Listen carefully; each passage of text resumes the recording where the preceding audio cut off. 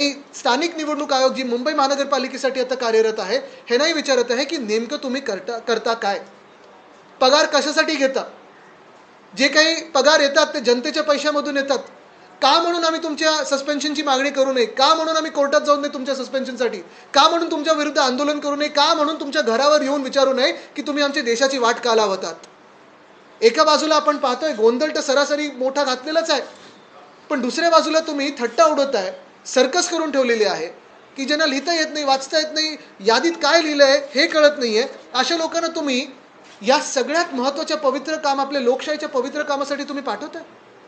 तसंच त्याच्याही पुढे जर तुम्ही जाऊन पाहिलं तर हा घोळ इथे थांबत नाही.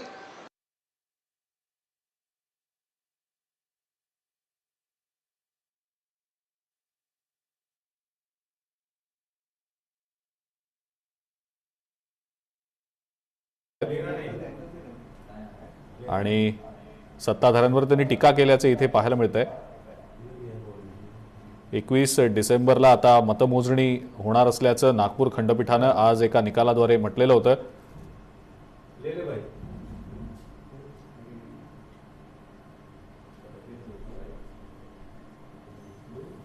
सगळ्यांनी दुबार आलेत, त्यांच्या नावावर समज नाहीये, त्यांना दुबार म्हणून ओळखलंच नाहीये.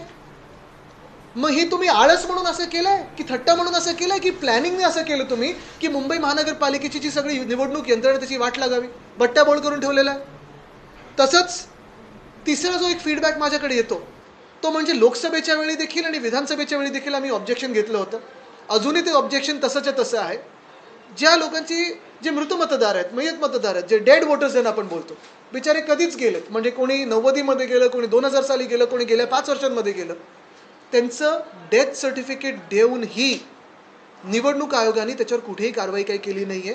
आणि विधानसभेत जेव्हा आम्ही आता अनालिसिस करत होतो तो वोट चोरीचा गोल तुमच्यासमोर लवकर आणूच, त्याच्यात पण प्रत्येक सीटवर कमीत कमी 4 ते 5 डेड वोटर्सनी बूथ वाईज मतदान करून गेलेले आहेत. ही वोट चोरी नाही तर काय आहे? हे मतदार कुठून आले, कोण आहेत हे जे गेलेले मतदार आहेत, मग त्यांच्या वतीने दुसरं कोण प्रॉक्सी वोटिंग करताय का? मतदान तुम्ही करू कसं दिलं? आणि इथे पण ह्या यादीत पण ऑन एन ॲव्हरेज जर तुम्ही पाहिलं तर प्रत्येक मतदारसंघामध्ये 80 ते 100 मतदार असे आहेत जे कधीच गेलेले आहेत पण त्यांची नावं अजूनही मतदार यादीत आहेत. ह्यांचं करायचं काय?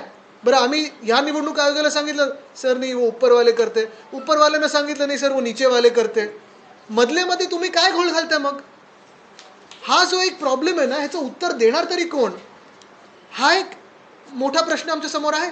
आणि हा देखील आम्ही प्रश्न आज तर पत्र लिहून पाठपुरावा करत आहोत, पण अजून मोठी चळवळ काही उभी करायची झाली तर मला वाटत नाही आम्ही मागे पुढे बघू, कारण ही आमच्या देशाच्या लोकशाहीमध्ये तुम्ही लोकशाहीला मारून टाकण्याचं काम करताय. लार्ज हाऊसहोल्डचा विषय आहेच. मुंबईत 26,000 26,500 घरं आहेत जिथे 10पेक्षा जास्ती लोक राहतात.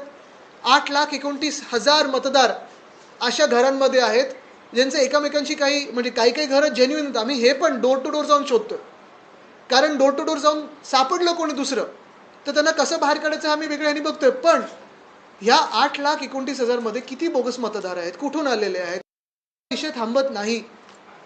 ह्याच्या पुढे जाऊन हा गुन्हा म्हणाल तुम्ही किंवा अजून काही म्हणाल, पण ह्याच्याही पुढे जाऊन सगळ्यात मोठी धक्कादायक गोष्ट जी आमच्या डोळ्यासमोर आलेली आहे, कारण आम्ही यादीचं पूर्णपणे वाचन करत आहोत, प्रत्येक शाखेत वाचन करत आहोत. आमचे परम यादव आणि मिलिंद साटम हे दोघंही माझ्यासोबत बसलेले आहेत, हे मुंबई युनिव्हर्सिटीमध्ये सेनेट सदस्य आहेत.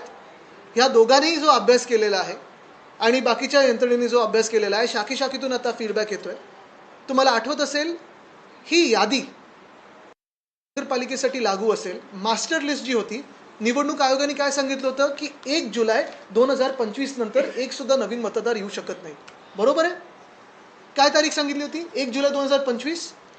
आमच्याकडे आत्ता एक नजर टाकल्यानंतर, प्राथमिक नजर टाकल्यानंतर जवळपास 32 ते 33 हजार मतदार असे आलेले आहेत जे 1 जुलै 2025 नंतर ह्या यादीमध्ये आलेले आहेत. म्हणजे संभाव्य मतदारांचा गोंधळ. तुम्हाला संभाव्य दुबार मतदार जे आहेत, तुम्ही 14 लाख सांगताय, त्याच्याहूनही अधिक आहेत. जे तुम्ही ओळखलेले आहेत ते काही दुबार नाहीच आहेत, वेगळे वेगळे लोक आहेत. डेड वोटर्स आता पत्ता नाही पण मतदानाला येत आहेत. जे लार्ज हाऊस होल्ड आहेत त्याचा काही आम्हाला माहिती नाही. BLO असायला पाहिजेत ते नाही आहेत. मग निवडणूक नेमकी चालवते कशी हा प्रश्न विचारत असताना हा जरा जो गोंधळ आहे तुम्ही जरा थोडं एक्सप्लेन करून सांगा, त्याला माहिती द्या. ये तुमचा आवाज. नमस्कार. आमच्याकडे असे बरेचसे म्हणजे माझ्याकडे नायनमध्ये 1,500 असे वोटर्स आहेत, ज्यांचं मी तुम्हाला एक एक्झाम्पल म्हणून देतो. माझ्याकडे वॉर्ड नंबर 117 आहे. त्याचं प्रारूप यादीमध्ये नंबर आहे 48334. त्यांचं नाव आहे. नाव नका घेऊ, बाकीचं सांगा. ठीक आहे.